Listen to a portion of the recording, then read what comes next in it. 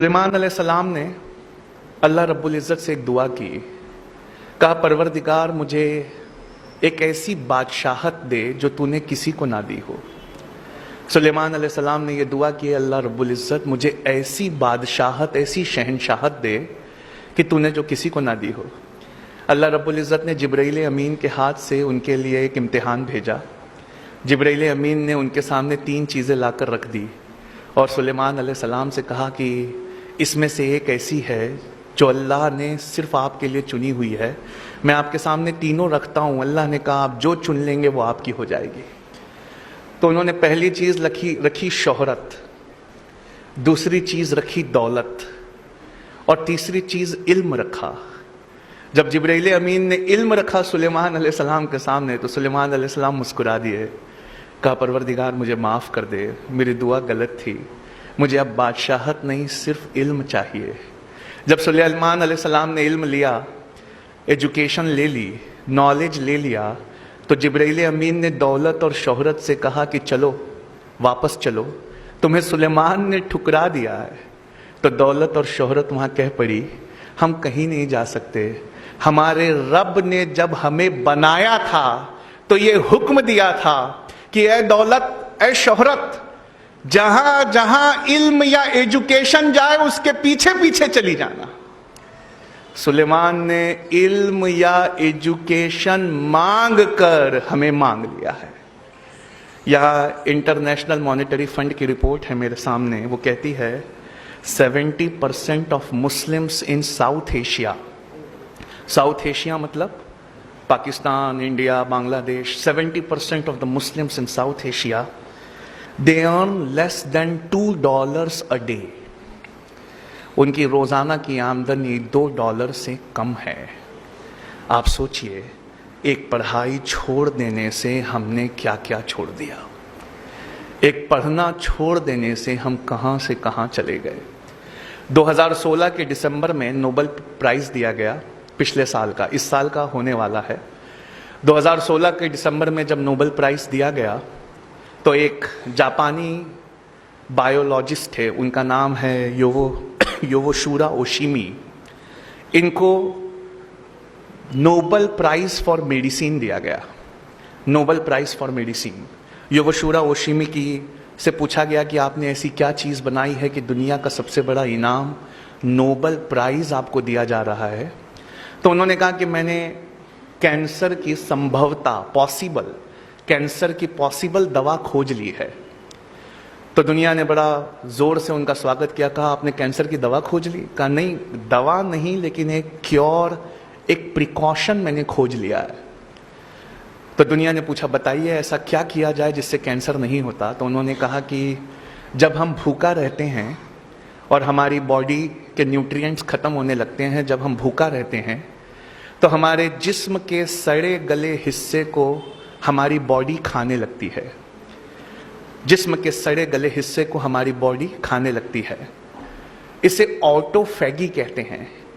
अगर आप चाहते हैं कि आपके जिस्म के अंदर के गलीच हिस्सों को, सड़े गले हिस्सों को आपका जिस्म खा ले तो आपको भूखा रहना चाहिए। ये खोज मैंने की है। जब बॉडी ऐसे हिस्सों को खाने लगेगी तब कैंसर का क्वांटम या परसेंटेज कम हो जाता है। कहा डॉक्टर योवोशुरा ओशिमी, एक इंसान को साल भर में कितने दिन भूखा रहना चाहिए कि उसमें कैंसर ना पाया जाए? तो उन्होंने कहा 20-25 दिन, तकरीबन 9 से 10 घंटे भूखा रह जाए अगर, तो उसकी बॉडी उसके हिस्सों को खा लेगी, उसे कैंसर नहीं होगा। या रसूल अल्लाह सल्लल्लाहु अलैहि वसल्लम, आज समझ में आया आपने मोमिन पर रोजे फर्ज क्यों किए। आज समझ में आया।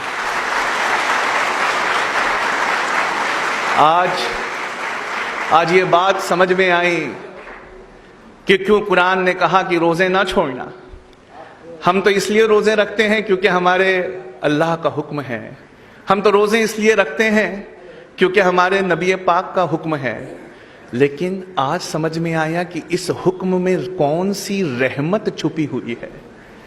योवोशुरा ओशिमी को दुनिया का सबसे बड़ा प्राइज दिया गया ऑटोफैगी के लिए। ऑटोफैगी यानी जिस्म अपने सड़े गले हिस्से को खा ले। آج سے 1438 سال پہلے کوئی یہ ہمیں دے گیا، بس ہمارا نظریہ کچھ اور تھا، ہم نے اسے دینی پڑھائی کہہ کر ٹھکرا دیا۔ ایک جاپانی اٹھا، اس نے اس پر ریسرچ کی، اس نے اسے دنیاوی پڑھائی سے ملا کر دیکھا، آج دنیا نے اسے دنیا کا سب سے بڑا پرائز نوبل پرائز دے دیا۔ اے بچوں، تم کیوں نہیں پڑھتے؟ تم کیوں نہیں کوئی چیز کو ریسرچ کی طرح لیتے؟ تم کیوں نہیں کوئی چیز کو اس طرح دیکھتے جس طرح دیکھے جانے کا حکم ہے؟ اللہ رب العزت قرآن میں فرماتا ہے، تم غور کیوں نہیں کرتے کہ اللہ نے یہ کائنات کیسے بنائی ہے؟ ہم میں سے کتنے ہیں جس نے یہ غور کیا؟ میرا جغرافی کا کلاس ہوتا ہے دہلی میں، وہاں میں راجر بیکن کو ہمیشہ کوٹ کرتا ہوں۔ سر راجر بیکن یہ ایک بہت بڑے سائنٹسٹ تھے 12th سینچری کے، یوروپ کے فادر آف سائنس کہا جاتا ہے انہیں۔ انہوں نے سائنٹیفک ریولیوشن لایا تھا یوروپ میں۔ اب میں ان کا ایک بہت پیاری چیز آپ کو سناتا ہوں۔ سر راجر بیکن کہتے ہیں، بے شک تھوڑا سائنس اور تھوڑی فلسفی ہمیں اللہ سے دور لے جاتی ہے۔ تھوڑا سائنس اور تھوڑی فلسفی ہمیں ایشور یا گاڈ سے وہ دور لے جاتی ہے، پر بہت سارا سائنس اور بہت ساری فلسفی ہمیں خدا کے بے حد قریب لے آتی ہے۔ اگر میں آپ سے پوچھوں کہ کیا اللہ ہے، تو آپ میں سے اکثر اور بیشتر لوگ کہیں گے ہاں ہے۔ پر اگر میں آپ سے دوسرا سوال کروں اس کا کیا ثبوت ہے کہ اللہ ہے، تو آپ کہیں گے بہت سارے لوگ یہ ایمان کا مسئلہ ہے، ہمارا ایمان مضبوط ہے۔ لیکن اگر کوئی مجھ سے پوچھے کہ اللہ ہے، اس کا کیا ثبوت ہے، تو میں کہوں کہ یہ ثبوت تو اسی ٹیبل پہ رکھا ہوا ہے۔ کہا کیسے؟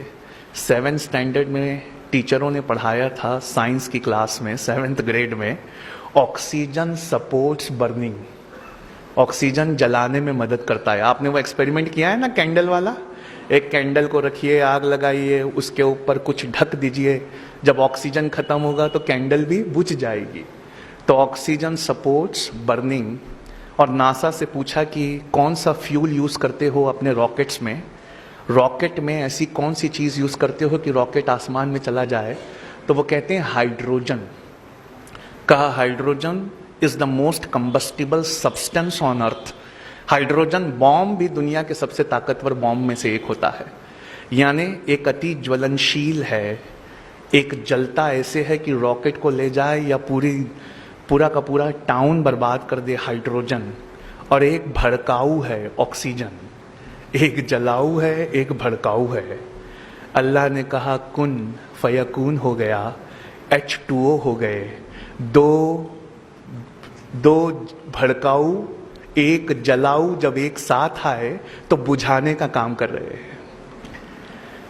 H2O کیا ہے؟ 2 ہائیڈروجن ہے، ایک آکسیجن ہے۔ کیا ہم نے کبھی اپنے پانی کو اس نظریے سے دیکھا ہے؟ کیا ہم نے اس میں کبھی اپنے رب کی ربوبیت کو تلاش کیا ہے؟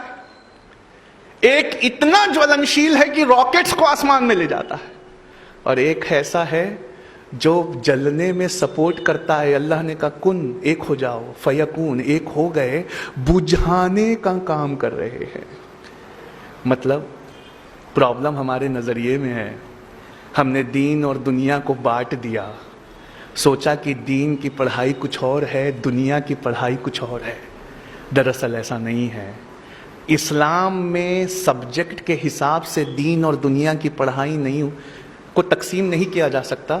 اسلام میں سبجیکٹ کے حساب سے ایجوکیشن کو سیگریگیٹ نہیں کیا جاتا، اسلام میں نیت کے حساب سے پڑھائی کو سیگریگیٹ کیا جاتا ہے۔